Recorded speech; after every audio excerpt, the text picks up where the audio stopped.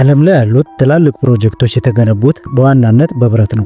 ከተለያዩ ትላልቅ ግድቦች አንስቶ ድልድዮች፣ የኪነ ህንፃ ግንባታዎች እንዲሁም እያንዳንዳችን የምንጠቀማቸው የብረት ምጣድ ድረስ ከብረት የተሰሩ ናቸው።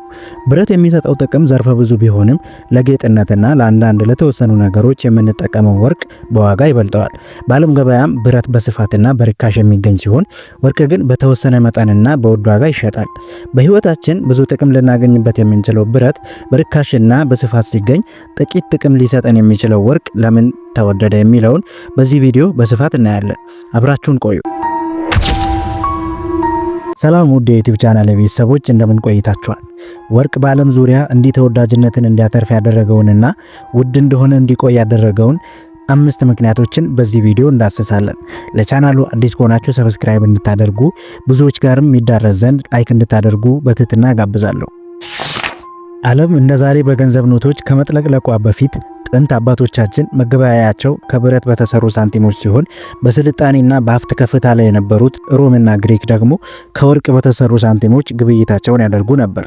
የአውሮፓ ወርቅ ቀጥቃጮች የከበሩ ማዕድናቶቻቸውን ከዘራፊዎች ለመጠበቅ የማይሰበር ካዝና ሰሩ። ይህም የብዙ የአውሮፓውያንን ባለሀብቶች ትኩረት መሳብ ቻለ። የከበሩ ማዕድናቶቻቸውንና ውድ የሆኑ ንብረቶቻቸውን በአደራ ማስቀመጥ ጀመሩ። ወርቅ ቀጥቃጮችም የአደራ ንብረት ላላቸው ሁሉ የመተማመኛ ምስክር ወረቀት መስጠት ጀመሩ።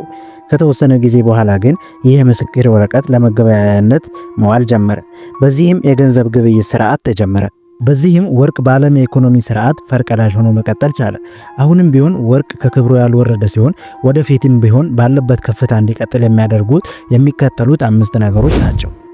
አንደኛው ኢኮኖሚያዊ ምክንያት ሲሆን ወርቅ የገበያ ሁኔታ ጥሩ እድገት ከሚያሳይበት ጊዜ አንስቶ እጅግ አስቸጋሪ የኢኮኖሚ ጊዜ ውስጥም ምንም ተፈላጊነቱ ሳይወርድ መቆየት የሚችል ሲሆን ሌሎች ኢንቨስትመንቶች ሊወድቁ በሚችሉበት ጊዜ ዋጋውን ጠብቆ የሚኖር ሲሆን የአንድን ሀገር የዋጋ ግሽበትንና የምንዛሬ ዋጋ መቀነስ ለመጠበቅ እጅግ ጉልህ ሚና ይጫወታል።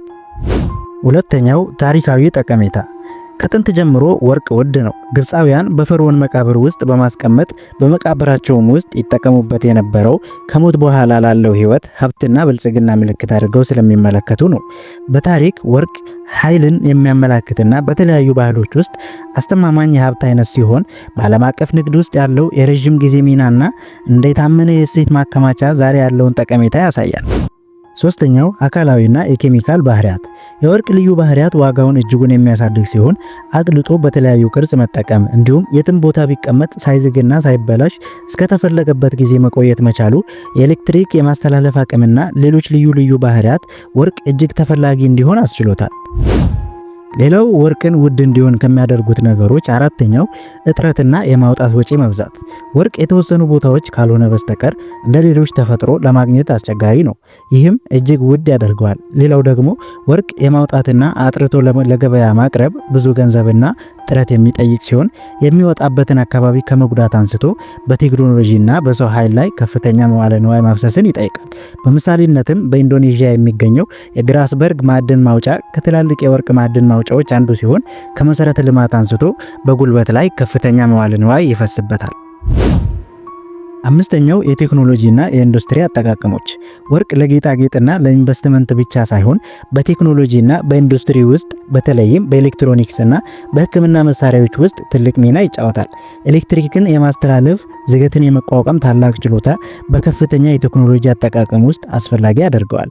ለምሳሌ የምንጠቀማቸው ስማርት ስልኮች ሲመረቱ አንዳንድ ቦታዎች ወርቅን የሚጠቀሙ ሲሆን በመድኃኒት ውስጥም በተለያዩ የካንሰር ሕክምናዎችና የመመርመሪያ ሙከራዎች ውስጥ ጥቅም ላይ ይውላሉ። የዛሬው ቪዲዮ ይህንን ይመስል ነበር። ቀጣይ በሌላ መረጃ እስከምንገናኝ ድረስ ቸርን ሰንብት።